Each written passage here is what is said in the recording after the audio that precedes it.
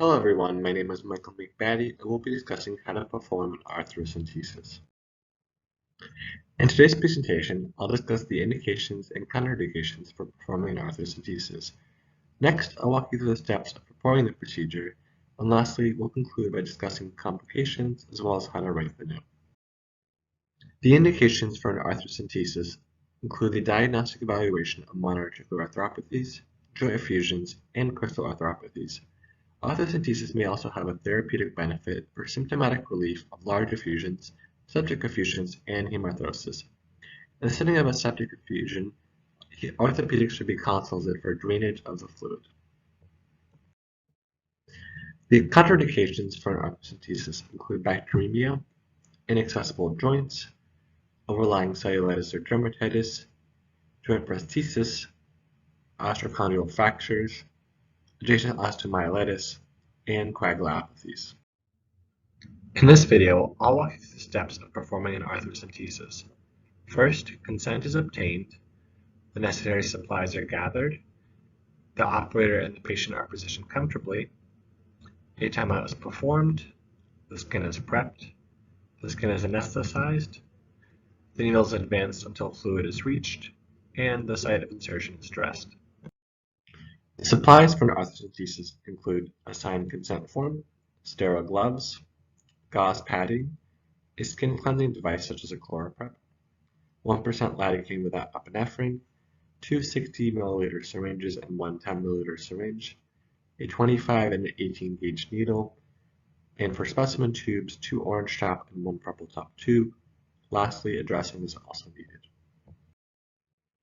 This patient had a suprapatellar effusion, therefore the area marked is superior to the true joint cavity. Generally, the site of insertion is marked 1 centimeter above and 1 centimeter lateral to the superior lateral aspect of the patella at a 45-degree angle. After performing a timeout, confirming the patient's identity, the procedure to be performed, the site of the procedure, and allergies, the skin site should be prepped.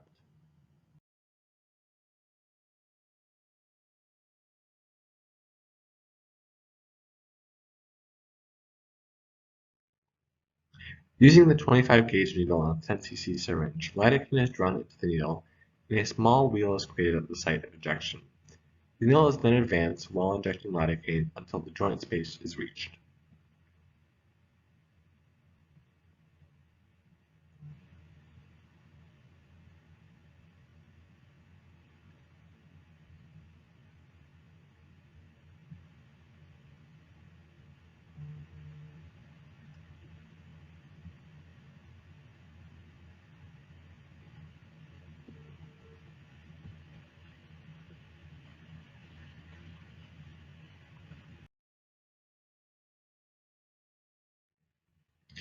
After the area has been numbed, a 60 cc syringe is then connected to an 18 gauge needle.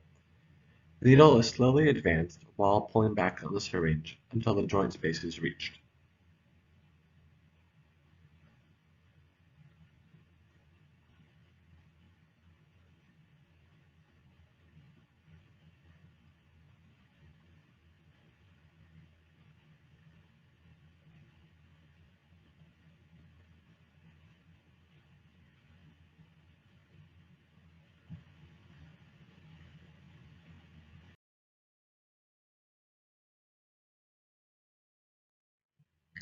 For large effusions, it may be necessary to drain more than 60 cc of fluid. This can be achieved by stabilizing the needle with one hand and exchanging syringes.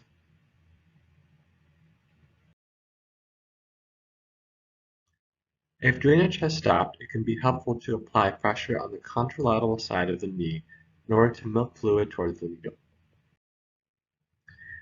Once the fluid has been collected, using the 60 cc syringe, the aspirated fluid should be placed in the appropriate containers and labeled per institutional guidelines.